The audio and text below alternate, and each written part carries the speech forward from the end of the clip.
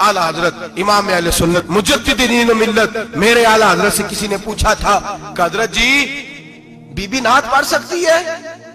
फतावा रज़विया की 14वीं जिल्द बीबी मिलाद पढ़ सकती है? मिलाद। आला हजरत ने फरमाया अगर बीबी मिलाद पढ़ रही हो, नात पढ़ रही हो और उसकी आवाज गैर महरम के कानों तक जा रही हो, फरमाया उसे सवाब नहीं होगा, उसे हराम काम करने का गुनाह दिया जाएगा। बीबी को मना है, वो नात की आवाज भी औरत का ही नहीं पड़ता, दीन में तो औरत की आवाज का भी पड़ता है।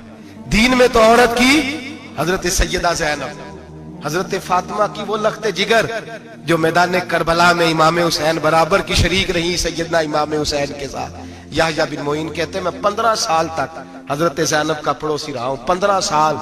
घर बराबर होता है ना, बंदा बीबी देख ही लेता है। वो बीबी कभी पर्दा डाल के जा रही है दवाई लेने, कभी नजर आ ही जाती है। कहते हैं 15 साल में सैयदा फातिमा की बेटी का पड़ोसी रहा हूं, मैंने कभी बुरके में छुपी हुई ज़ैनब भी नहीं देखी। बुरके में छुपी हुई ज़ैनब भी कभी नहीं देखी। हजरत अब्दुल्ला बिन जाफर तैयार जनाबे अली मुर्तजा के भाई थे, उनके बेटे के साथ इनका निकाह हुआ था, बीमार हो गई तो हजरत अब्दुल्ला कहने लगे ज़ैनब चल तुझे हकीम के पास ले जाऊं, तबीब के पास ले जाऊं। तो हजरत ज़ैनब कहने लगी आप जाइए मेरा हाल बता के दवाई ले आइए। तो हजरत अब्दुल्ला जाफर तैयार कहने लगे शरीयत में गुंजाइश है डॉक्टर के पास जाने, हकीम के पास जाने की गुंजाइश है, तो चलती क्यों नहीं?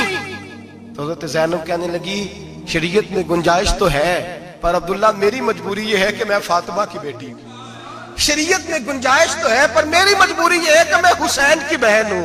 शरीयत में गुंजाइश है पर मैं हसन की बहन हूं।